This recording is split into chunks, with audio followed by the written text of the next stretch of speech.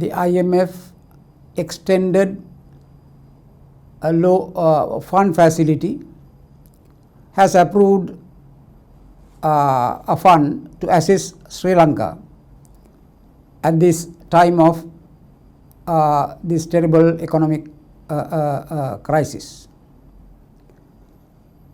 While there are many things to talk about that issue, we wish at the very beginning to highlight what we think is the most important issue that should be brought to the notice of people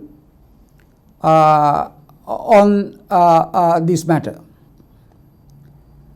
The IMF has strongly recommended, in fact has made it one of its key demands, that the corruption in the country has to be brought to a control or to eliminate it as a condition for, of this loan.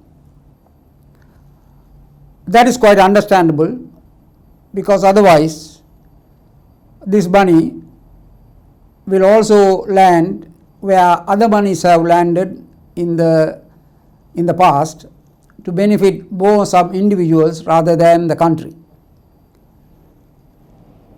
IMF recommends that for this purpose of elimination of corruption, a very comprehensive law should be passed in Sri Lanka regarding the elimination of corruption.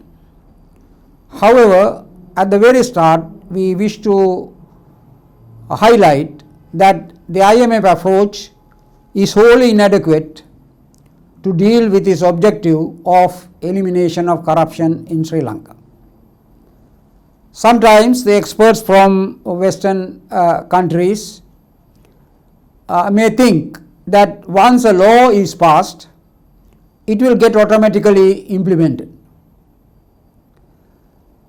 That is not the case in Sri Lanka. Sri Lanka has had very developed system of law. At the same time, it has also in recent times brought in some very progressive international laws under the pressure of international agencies. However, the problem in Sri Lanka is that while the law exists, the law is not enforced. The executive can be very comfortable in passing any legislation if they have the adequate majority to do that in Parliament, because that will remain just in a book and nothing else will happen. The examples are very many. For example, Sri Lanka in 1994 passed elimination of the Torture Act, Convention Against Torture Act in Sri Lanka, which is one of the very remarkably developed laws when compared with the international law. Similar laws has been passed into other matters like the children's rights, the women's rights, even on issues like poverty alleviation and the many other matters. They are all good-looking laws which are, never touched and never implemented. The reason is the Sri Lanka's crisis is essentially a crisis of law enforcement, not the lack of laws.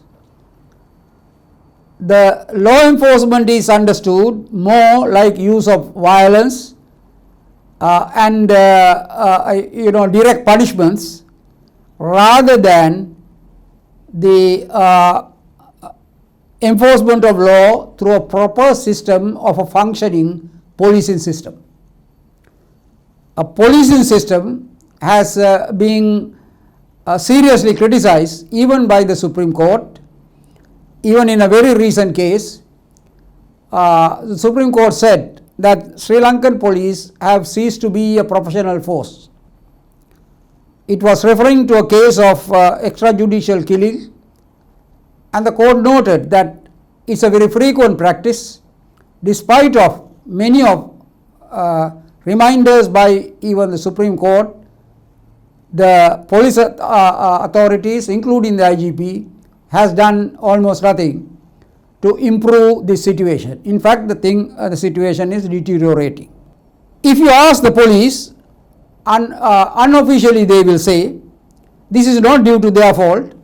It is because external forces, particularly the politicians, interfere with their work, and if they in fact do serious work, they get punished. And there are glaring examples of very credible work done by some very competent investigators into some very serious crimes, and the result has been that they have been taken out of their jobs. Some had to flee from the country, and others had to remain, go to even jail for some time, and now waiting for trials which are kept on postponing. And that's also a way of punishment in Sri Lanka, to put a false case and then keep on postponing for years and years, so that the officer loses his job during that time, and his family and himself suffers through many years for nothing. And that is the way law enforcement officers serious about their jobs are being treated. So there is a glaring problem of collapsed system of law enforcement. And a test can be seen within in the coming days, even in the selection, who will be selected for the Inspector General of Police position. Will it be a person committed to reform the policing system, to enforce the rule of law strictly and bring it to a respectable institution that it once was? Or will it be another self-serving officers who will serve political masters? Now that's the kind of issue that the IMF loan will be faced with soon.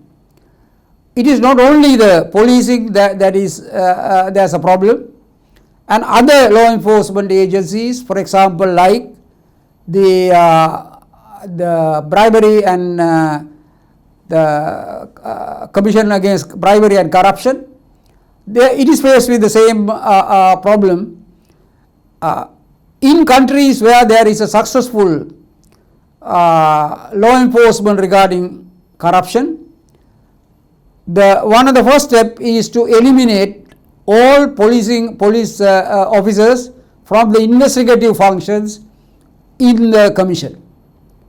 Commission develops its own professional staff as investigators who will work independently for the Commission. Like, for example, Independent Commission Against Corruption in Hong Kong, one of the most effective corruption control agencies.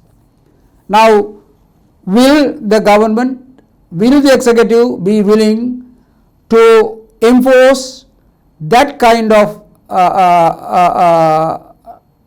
system in order to ensure that the corruption is eliminated? That is the IMF will be able to find the answer very soon.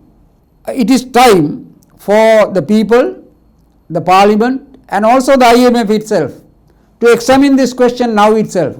What is the capacity of Sri Lanka to enforce a good law enforcement law once it is passed, and that itself should be included into the law. Enforcement aspect should be addressed within the law itself, and of course the resources should be made available for effective implementation.